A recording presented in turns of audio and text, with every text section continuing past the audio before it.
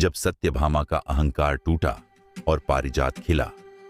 प्रस्तावना द्वारका नगरी का राजमहल अपनी अद्भुत भव्यता के लिए प्रसिद्ध था, लेकिन महारानी सत्यभामा के मन में एक अभिलाषा उठी जिसने उनकी शांति को भंग कर दिया।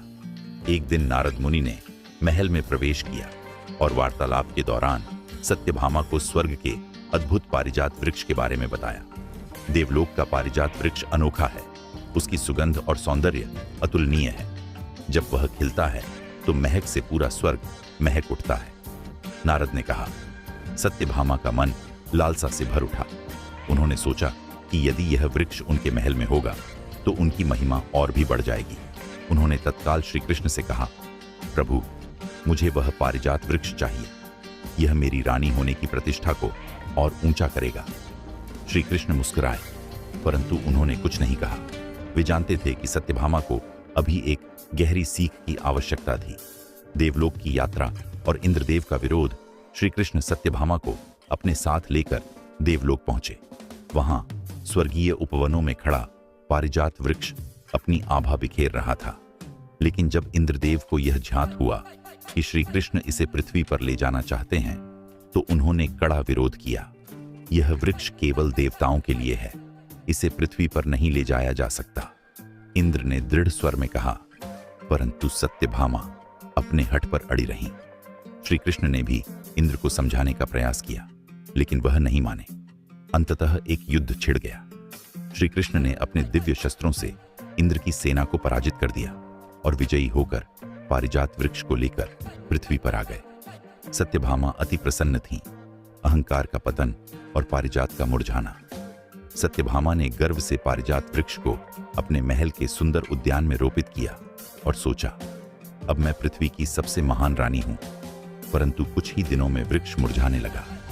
उसकी पत्तियां सूखने लगीं और उसकी सुगंध धीरे धीरे कम होने लगी।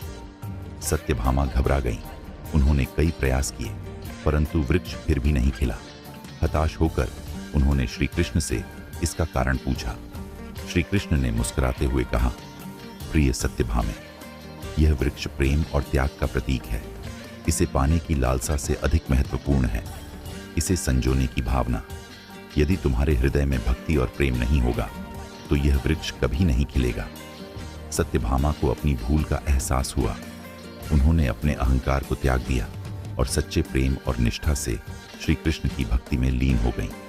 उन्होंने पारिजात वृक्ष को प्रेम पूर्वक जल दिया और सच्चे हृदय से उसकी सेवा करने लगी।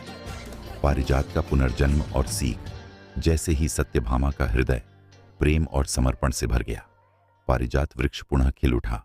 उसकी सुगंध से पूरा महल महक उठा और उसकी दिव्य आभा फिर से चमकने लगी।